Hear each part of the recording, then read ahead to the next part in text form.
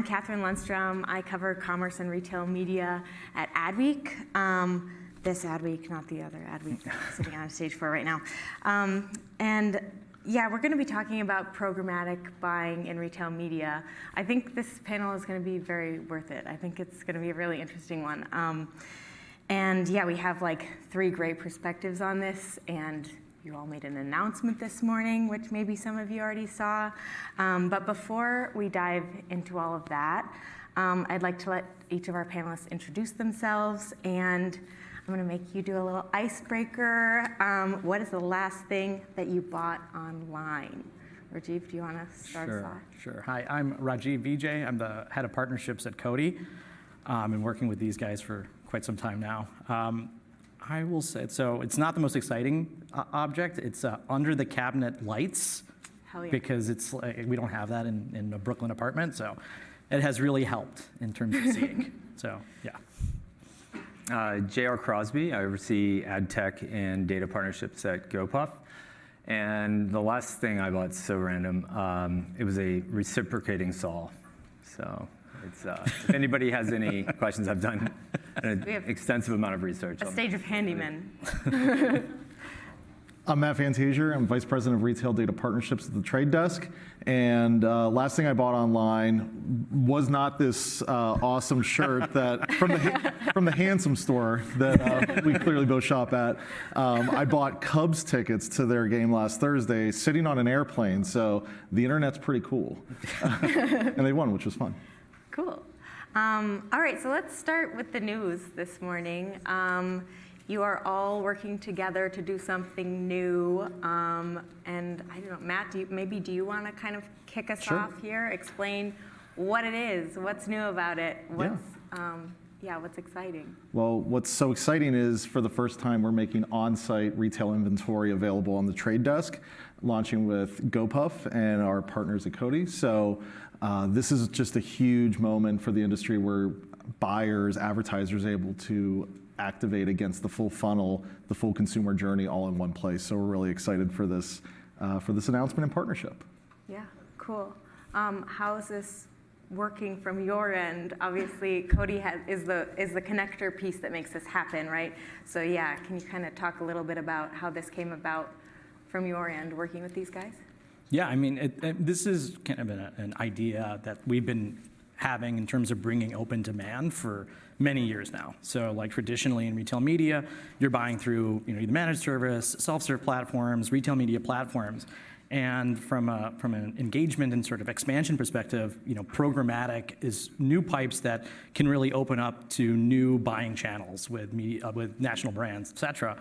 And I mean, GoPuff has been very close with us for the last year and a half, and from a demand perspective, Trade Desk brings in so much opportunity. So it just made sense to sort of facilitate that strategy and to grow the entire ecosystem in that particular way.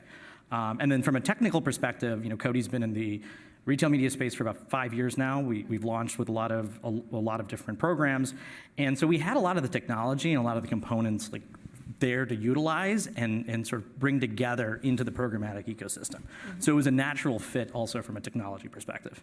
Yeah, cool. And then JR, what does this mean for advertisers that are already advertising on GoPuff or potential new advertisers that could be coming through a new way? Yeah, our perspective is that we want to make it as easy as possible for advertisers to access our media. And so when we looked at this opportunity, we were just like, this is hands down, the best thing that we can do right now in terms of not only giving more access to our inventory, where the advertiser is already buying, but also setting ourselves up for all the great things that this can lead to in the future by combining programmatic and retail on site. Yeah, cool. So one of the big pain points that I'm consistently hearing from folks in the commerce and retail media space, and one that I've heard a lot this week too, is about fragmentation, right? Like there's so many retail media networks, it's like just physically impossible to like plug into every single one. Like that's just a lot of people. And so the ways in which you can kind of get to many retail media networks through one door. Everybody's kind of looking for more opportunities to do that. And Cody just put out this research report on programmatic retail media, and I think there's a few stats that give some interesting context here. Like, I think 61% of brands and agencies said that sometimes the buying process is painful, but they are going to keep spending as long as it performs well. And then beyond that, 80% said that they see programmatic as the key to solving the fragmentation issue. And then 96% said that they'd consider increasing spend if on-site retail media inventory were available programmatically, which is a pretty compelling case, I think, for what you're powering here. So yeah, JR, do you want to kind of talk a little bit more about that and Rajiv, do you want to talk a little bit more about that and kind of get into anything else about that report that you feel like adds to this conversation? Yeah, I mean, I think from the report perspective, fragmentation has always been something we've seen in the ecosystem. And I think you've probably heard this from brands just even across multiple different inventory channels. Consolidating it, bringing it all together, and being able to have that visibility across particular inventory channels and then across channels just makes it easier for them to understand what's going on, and then also can allow for more spend to happen because you're going to position it in the right way. Retail media is really performant, and that's I think the cornerstone of all of this. It is an effective media channel to drive conversions. Mm-hmm. And so when you bring that into the same ecosystem, we really believe that you're going to see incremental demand and incremental spend from new budgets on the advertiser side. And that, I think, is also sort of part of the report. There is the fragmentation, but then there's also this sort of pool of budget that has historically been untapped in the retail media ecosystem, and this is really going to help drive some of that into this very, very performant inventory. Yeah, cool. The other thing, though, is that all of the different retail media networks in this space, or commerce media networks, are trying to prove their differentiation. So how do you do that for GoPuff, JR? Solve the problem of okay, buyers are in specific places and you want to be where buyers are, but also maintain your differentiation in the midst of that kind of landscape. Yeah, sure. I mean, we're lucky at GoPuff because we have a couple of advantages in uniqueness. One is our audience. So 80% of our buyers are 18 to 35-year-olds. We are also a retailer and not a marketplace, so we deliver from our own stores. We have our own merchandising relationships. So, we're talking to brands holistically about their business with us all the time. So that makes it really easy. But a couple of things that we've really focused on from a differentiation in a media space is the ability to do audience targeting in search and sponsored products. And I think we're just a little less guarded maybe than some other platforms in terms of giving that control to the media buyer to say, I want to buy this particular audience. And so, when this opportunity came up, that's how programmatic buyers think. They think about audiences. And we really think that, our uniqueness in our audience and the fact that we've already taken that step forward by allowing audience targeting melds very well into this and keeps our differentiation. Yeah, cool.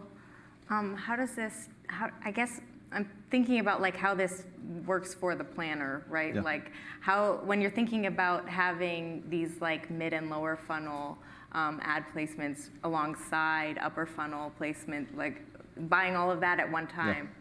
You have obviously some history as a buyer. How do you think about that all working together? And yeah. Yeah, I spent up until a couple months ago, I was a buyer for a really long time, so lived this life for a while.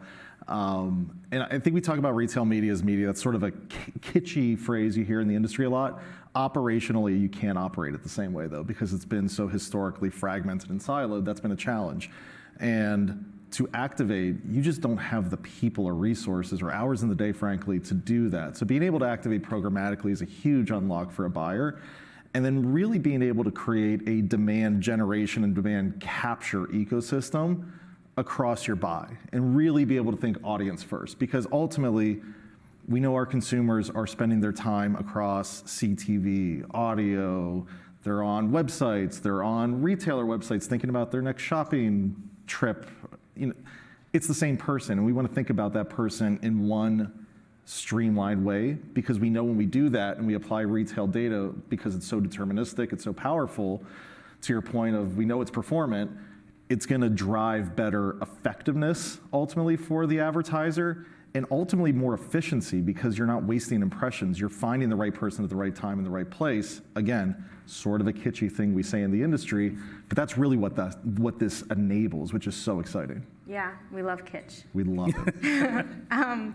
So earlier this week, I moderated a panel about omni-channel planning and how retail media can serve more channels that many buyers have historically thought of for that category. Like it's all kind of melding together, and that's like breaking down silos, and it's causing some confusion sometimes, but overall it seems like it's a good thing for the growth of this space. I wonder, Rajiv, if you can kind of talk about how programmatic can fit into this like broader omni-channel planning a little bit more, kind of dive into like what kind of plumbing needs to be there for that to work well. Go ahead. Yeah. So from a plumbing perspective, like I said, like we've had to sort of like retail media and this type of sponsored search inventory has not been bought programmatically historically. So like we had to essentially utilize what existing RTB specifications, and we can go into details to essentially make it available in the trade desk so that they can go up inventory can be real time bidded on that front. And so I think, like Matt said, that is just the beginning, right? Like that is like the plumbing is done. Yeah. We figured out how to do it. We've worked with the trade desk team. It's all kind of come together. Where we're really going to see this unlock is when you start adding on new use cases like audience, like various different data signals that retailers have that no one else has, and sort of building it and stacking up on it.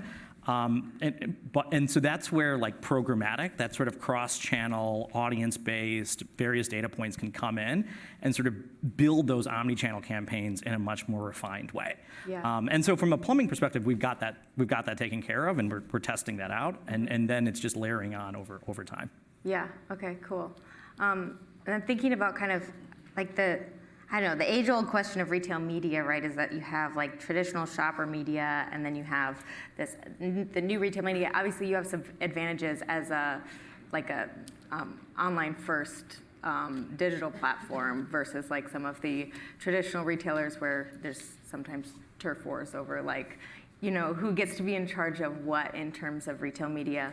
But I'm curious how you think about like protecting those direct relationships that you have with brands, and then also adding in additional ways for advertisers to buy. Like, how do you make everybody feel safe as things are changing, I guess?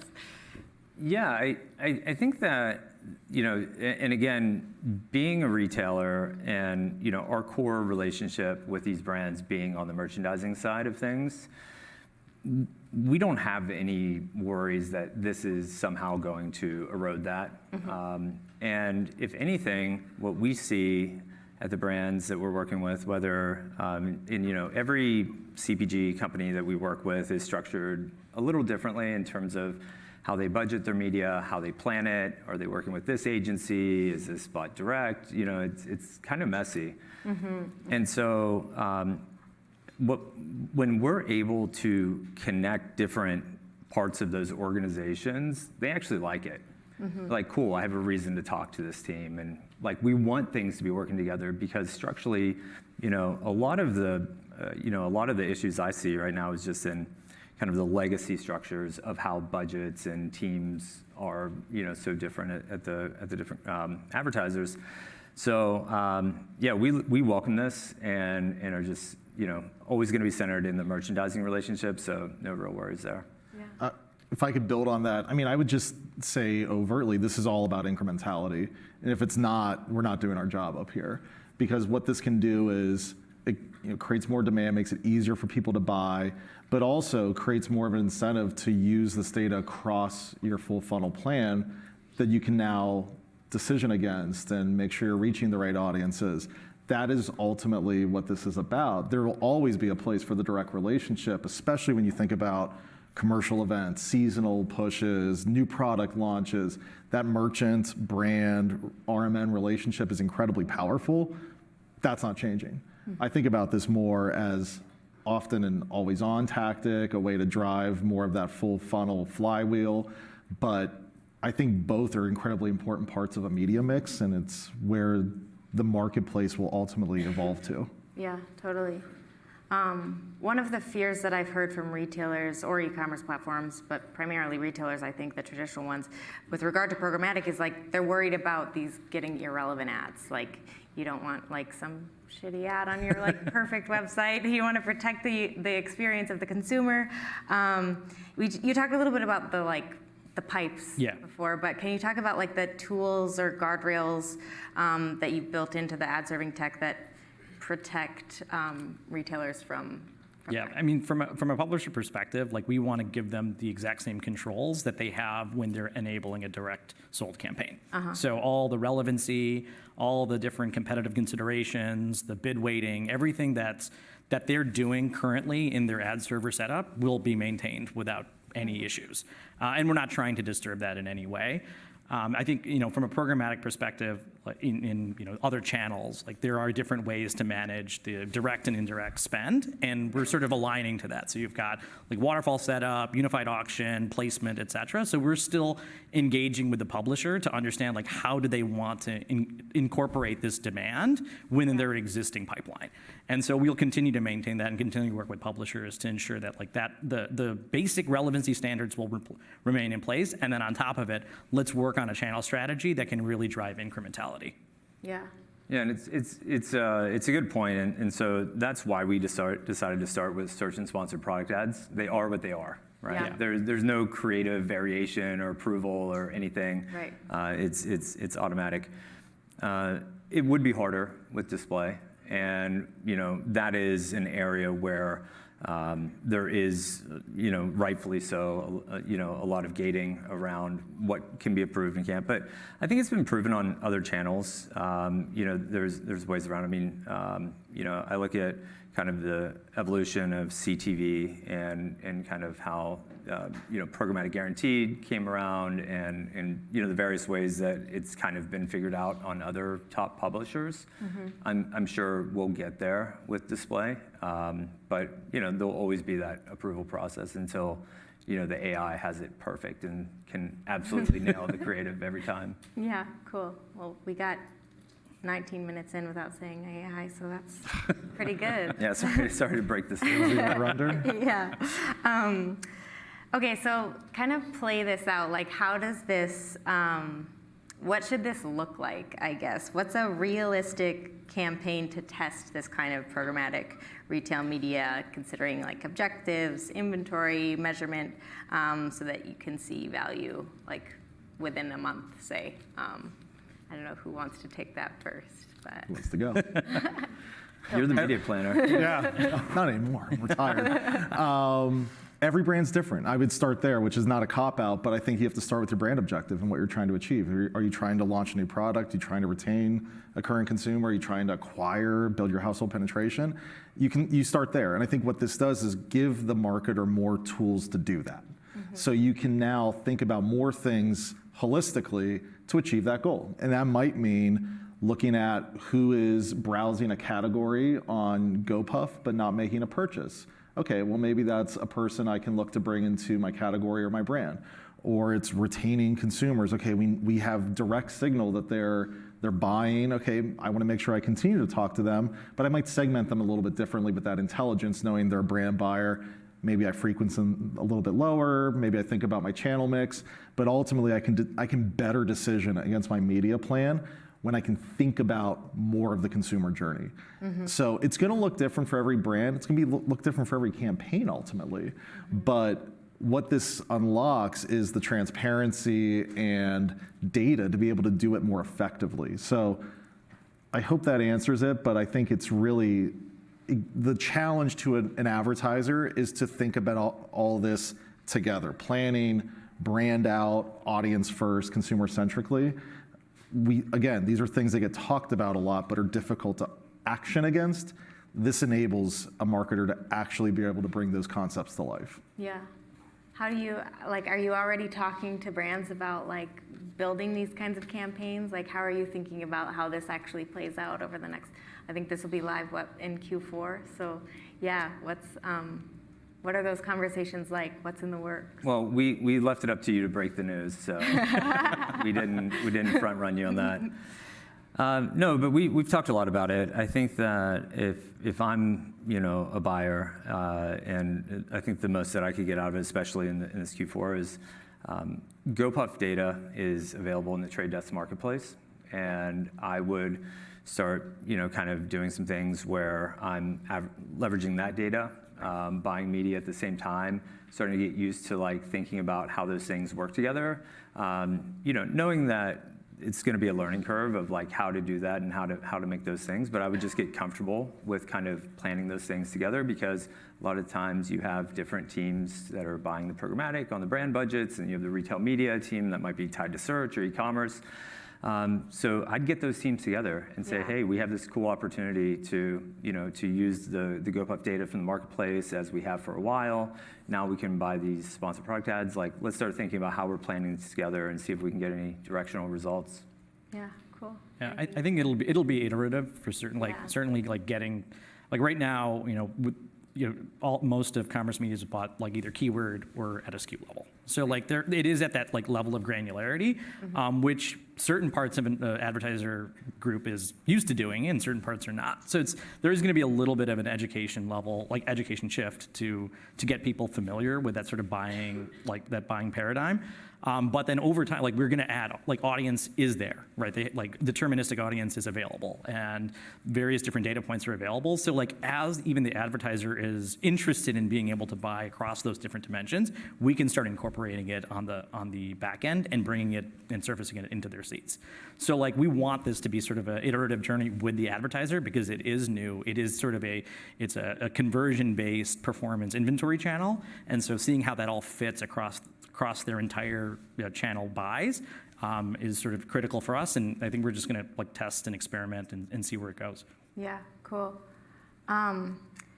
I'm curious, one of the things, I mean, we talked a little bit about this, maybe mentioned it earlier, but I think one of the things that I have been hearing all week is like, that we're at this point where like things are really starting to, the lines are blurring between like what's a programmatic buy, what's a retail media buy, what's a video buy. Like all these things are kind of like merging in a way, and that like within brands and agencies that they're not necessarily set up to handle it. So I'm curious, thinking about how as you kind of look to the next year or whatever, what do you wish that brands and agencies understood better about programmatic retail media that would allow them to I guess, use the opportunities that you're creating more effectively? Matt? Sure. Who goes? I think it's all about bridging silos. These silos are difficult to break down, and they're not going to go away overnight with, people read a press release and a beautifully written piece in AdWeek. They're not going to be like, oh, that's it. Wow, we'll just break down all those do silos. it. It's done. I've lived it. It's hard. It's very difficult. And there's a lot of really good reasons that some of these silos exist that you have to consider and be empathetic to and operate within. So I think the best thing we can do over as we move forward here is make it easier. How do we reduce friction? How do we create operational systems that allow for people to do this? And what I would tell an advertiser or agency is, I forget who mentioned it, but essentially talk to each other. It sounds simple, but have the conversation. Create a singular brief. Think about how you're what's your business objective? Who are you trying to reach? What are you trying to tell them? And then go from there, because ultimately you're talking to the same consumer. They don't know the difference. How do we think about it as one media plan with the tools to actually activate it as one media plan? Mm-hmm. Mm-hmm. Yeah, I think, personally, I think that even outside of this, media buying is going to look very different every year for the next several years, and agencies are changing, and I think this is, and so what I would really say is, if I was advising, a brand, is that as you're going through these transformations with looking at how you're leveraging your in-house resources and your agencies and your technology, to consider this, especially if you're in the CPG space, and to think about as you're reorganizing and as you're thinking about the technology stacks and what you're doing, to kind of look at this and say, okay, this is the direction everything is going. We've been saying it since 2013, 2015. All digital media will be programmatic. All digital media will be programmatic. It's 2025. We'll keep saying it. So this is just the natural evolution of what was ultimately going to happen anyway, and it needs to happen. So it's just like, okay, now get yourselves organized to make the most out of it. Yeah. Rajiv, do you have anything to add there? I think they covered it. Yeah? They covered it pretty well. Yeah, I would just reiterate, it is going to be like that iterative process, and we said all programmatic is. All media will be bought programmatically. I was there in 2025 when that was also said, and we're a lot further along. 2015. I'm definitely here. Unless I missed that. What's happening? How long have we been here? And I've seen the ecosystem, and I'm guessing you guys have changed dramatically in the last 10 years. Just even from a measurement perspective, validation, all the different areas that have come around programmatic to make it as viable as possible. 2015, CTV was. TV was barely bought, and now it's 60% is almost over 60% is bought programmatically, and that's because there were a lot of capabilities that were brought partially by the Trade Desk and other measurement providers to make it a viable channel, and I think that's going to continue, and brands and agencies will benefit from that. Yeah. Is there anything that they should avoid doing or think or any perspectives on programmatic that you're like, oh, that's outdated? That's stop that. To that point, probably avoid what you did last year. I mean, honestly, I'm not trying to be funny. The space has changed so much. I think it is imperative for advertisers and agencies to continuously reassess how they're approaching the marketplace. The capabilities are changing literally every single day. And I mean, how many announcements, cool and interesting announcements outside of this cool and interesting announcement came out this week? You have to constantly. Yes, I can't say it, but how many? You have to reassess your approach and think about how do I better approach the marketplace? How do I better serve my consumers and partner with retailers, partner with technology platforms every single year, every single month. I mean, it's tough to do, but I would say take a step back and really reassess where you are and think about what makes sense for me for 2026. Mm-hmm. And the answer is going to be different the year after that and the year after that. Yeah. Well, in the last minute and a half, what are you most excited about in the next year in the way that this is going to kind of change the landscape? Or if you have a prediction, I won't make you each give a prediction, but either what are you most excited about, or what do you see coming down the pipeline? I would say, in the next 6 months, I think we're getting the pipes built, right? Yeah. And I think that's the critical stage right now.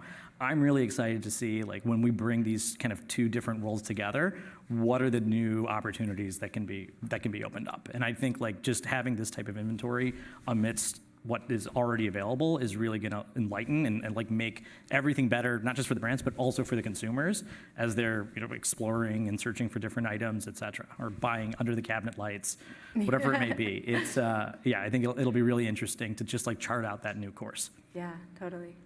I don't know if it'll be in the next year, but I'm very excited about the possibility of kind of incorporating identity, sequential messaging, holistic measurement.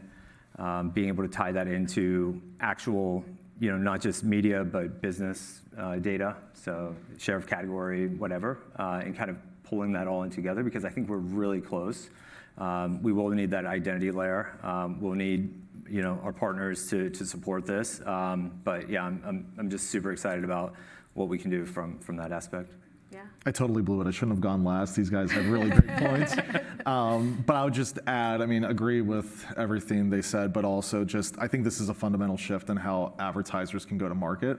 So I'm excited to see how we can grow this from here. This is the start, as we've talked about. This is the beginning, but being able to iterate against it. And that means for us too, it's not just advertisers, but how are we building and responding to the needs and wants of our partners outside of the stage and making this the most effective way for them to buy their media possible. So I'm excited what this can bring, and it'll take time, but I think we're on the front end of something really exciting. Cool. Well, thank you all so much for being here, and thanks for sticking with us.